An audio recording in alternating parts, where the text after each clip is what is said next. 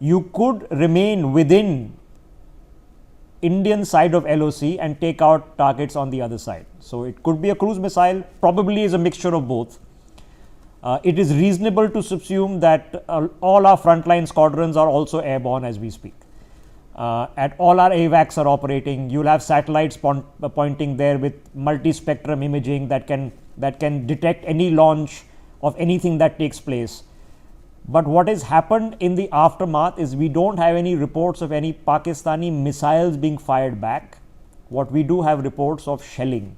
So let me take that with General Kocher. General Kocher, shelling is indiscriminatory, andhadhun firing is what we can expect.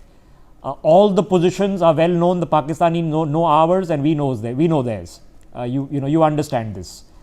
So the artillery is not looking for targets. They already have the targets mapped out in their sights when they get the order to start firing. They've been given the order to start firing. I'm sure we've had our mechanisms that to reduce casualties, but in andhadhun firing, sir, in arbitrary firing of shelling, casualties can take place. Now, if indeed there are casualties on the Indian side, it could be 1, it could be 10, I don't know. Even if there's 1, do we leave it at that? Because last time they tried to strike Indian Army camps with airstrikes, they missed. We lost 1 aircraft, but that was due to friendly fire. So, if something happens, what do we leave it at that? It's a very good question, because see, escalation ladder is bound to happen. We can't stop it, because we have to expect a strike from Pakistan. It could be again in the form of drones and missiles, the way we have done it, or it could be an air operation also from Pakistan. What I'm hearing is that the combat air patrols on our side of the border are already in the air. But that means our aircrafts are already in the air, and they may be expecting these Pakistani aircrafts to move inside. So the combat air patrol is already there.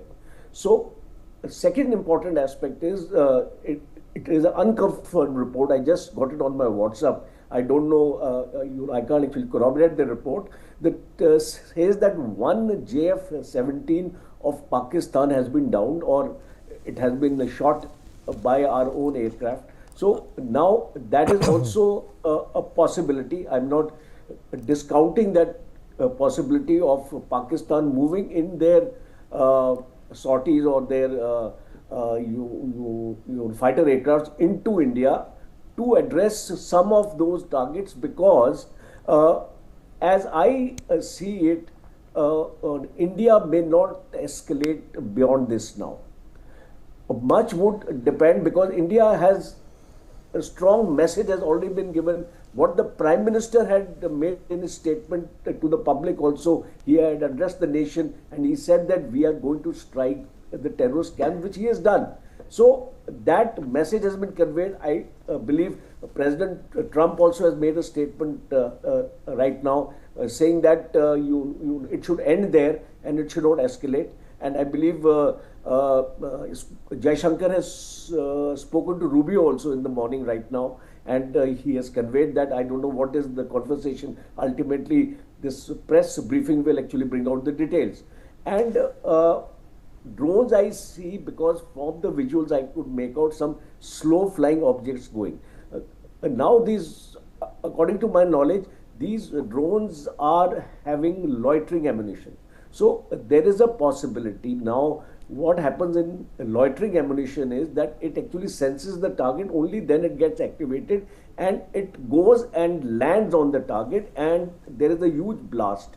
So this blast effect, what we see, may not be necessarily from missiles only. Okay, it could be either of the three. It could be